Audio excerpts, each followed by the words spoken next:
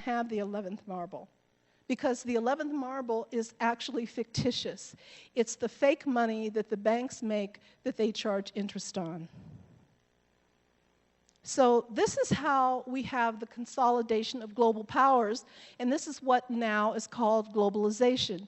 And the globalization is the result of the first two world wars, because when they teach you about the world wars, in the First World War, they talk about Archduke Ferdinand, and who knows, who cares about Archduke Ferdinand? The end of the First World War, several years after that war, the first international bank was created. It was the Bank for International Settlements. It's in Basel, Switzerland. There are 150 central banks in the world, and every head of the central bank meets in Basel, Switzerland, to find out what the policies are going to be globally. For example, our Federal Reserve Chairman flies there about 10 times a year, and whoever is head of the Bank of Mexico probably does the same thing.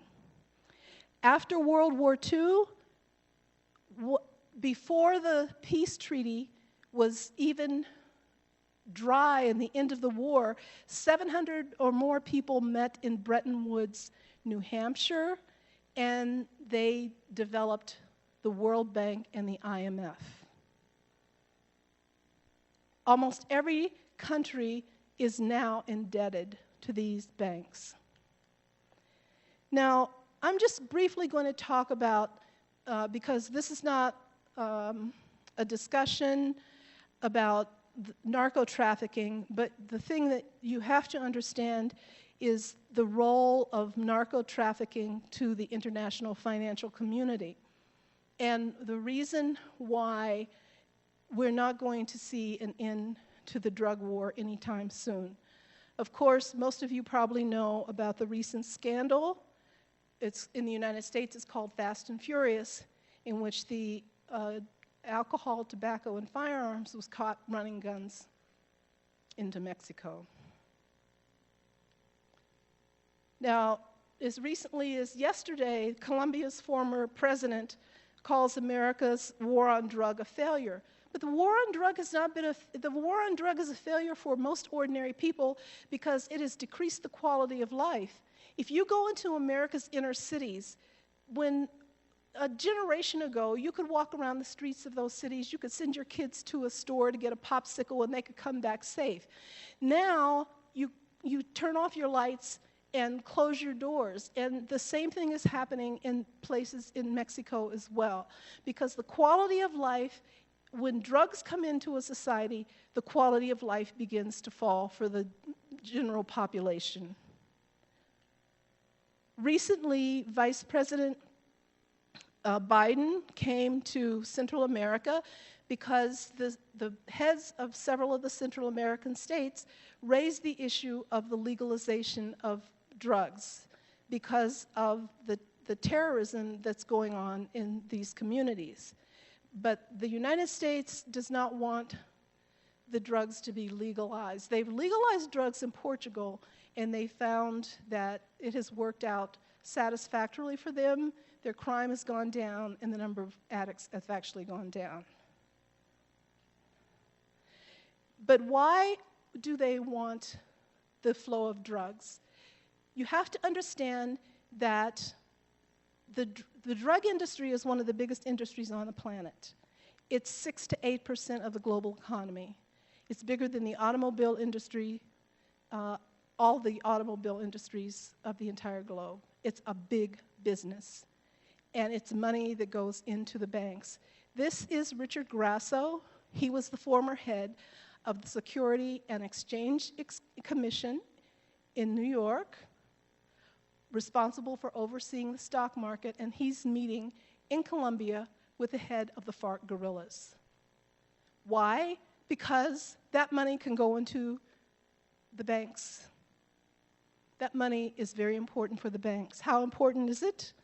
Well, during the financial crisis of 2008, the UN, the executive director of the United Nations Office of Drugs and Crime, Antonio Maria Costas, said that he had seen evidence that the only liquidity in capital markets was drug money. That's how important drug money is to the banking system. So we've got to begin to think our way out of this system. It's destroying our communities. Now, one of the things that why do I have the Queen here? Because when I started looking at the drug history, the drugs were not, every culture has always used some sort of drug. There's not a culture on the planet that you go to that doesn't have alcohol or drug or something that they've used. But it's always been part of the society, and it's never been an addictive process. It did not become a commodity for exchange until the British East India Company fought 2 wars with China. They fought 2 wars called the Opium Wars to push drugs into China. And since that time, drugs have been a part of the global economy. If you really want to know how the drug money works, and this is not a lecture on that, this woman is Catherine Austin Fitts. She has a website called Solari. She used to be a banker on one of the major Wall Street firms called Dillon and Reed, and she was also the undersecretary of the Housing and Urban Development Authority in the United States. She is a financial genius. She now works with ordinary people and tells them how they can protect their assets in a parasitic economy. She's written 2 great articles. If you want to know more about how narcotics works as how it's financing the system, she wrote Narco Dollars for Dummy and Narco Dollars for Beginners, and both of those articles can be found on the internet. Who benefits?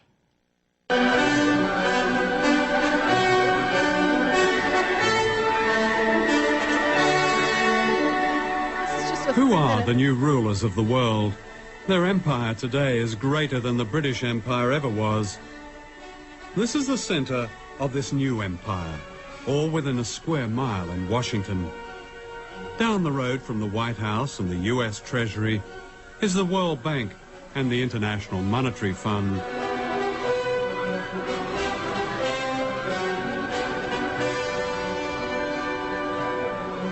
These 2 bodies are the agents of the richest countries on earth, especially the United States. The World Bank and the IMF were set up near the end of World War II to rebuild the economies of Europe. Later they began offering loans to poor countries, but only if they privatized their economies and allowed Western corporations free access to their raw materials and markets. Debt has really been used as an instrument in order for the IMF and the World Bank to get their policies implemented in many developing countries. And we're into a situation now where the poorest countries are in a cycle, a vicious cycle of poverty. They can't get out. And the kind of debt cancellation that's been given still will not allow them to get out of this poverty trap. It's not a question of debt forgiveness, because actually many of the debts were incurred under pressure from the international institutions or were given in collusion with governments which weren't acting in the interests of their people. Let me ask you, do you know the difference between Tanzania and Goldman Sachs? Tanzania is a country that has a gross national product of $2.2 billion and shares it between 25 million people. Goldman Sachs is an investment firm which has annual profits of $2.2 billion and shares them among 161 partners. That's the world we're living in now.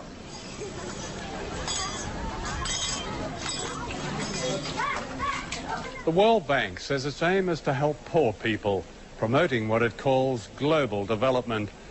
It's an ingenious system, a kind of socialism for the rich and capitalism for the poor.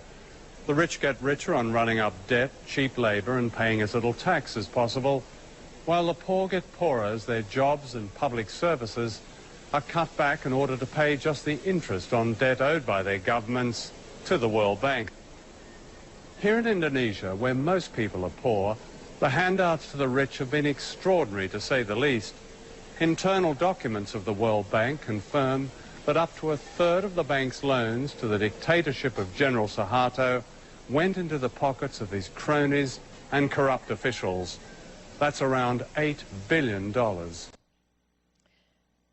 That was from a movie that's a little dated because Suharto hasn't been in Indonesia for about 12 or 13 years. But that's John Pilger. He's a British journalist. But basically, the evidence that he was presenting hasn't changed much in terms of how the World Bank and the IMF do business. Now, this is, with the hat, is Greg Palast. He's also a journalist. He's an American journalist, but he works for the BBC. And on the right, your right, is Joseph Stiglitz. Joseph Stiglitz was at one time an economist for the World Bank, and he has won a Nobel Prize in economics. So when Stiglitz talks, he knows what he's talking about. And he had an interview with Greg Palast where he talked about how the World Bank and the IMF defined their loans and how they wanted their loans paid back, and they call them conditionalities. So this is the idea that the banks can come into a sovereign state and tell that state how the state should run itself internally. And there are four steps, 4.5 steps. The first step to a loan repayment is called privatization. And this is when the state, they ask the state to sell off any private industries, for example, water or gas. If you recall, several years ago in Bolivia, they had, I think it was riots because they were trying to sell the water system. So this is because as soon as they sell the assets to a private company,